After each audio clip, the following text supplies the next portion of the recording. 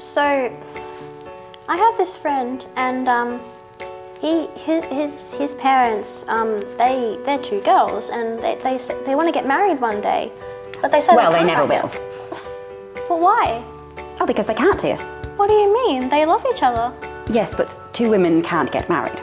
Mum, you're not listening. I don't understand. No, I'm listening. It's very simple. Marriage is something that exists between men and women. That's the way it always has been. It's the way it has been for when my grandmother was alive, and my great-grandmother, and my great-great-grandmother. Yeah, but and my they're dead, Mum. great. What if I want to marry a girl? Well, You wouldn't. but there's this girl in school that I really, really like.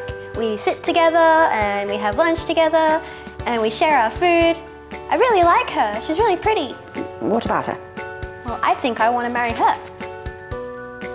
Well, I didn't want to tell you this, Mum, because you think I'm too young.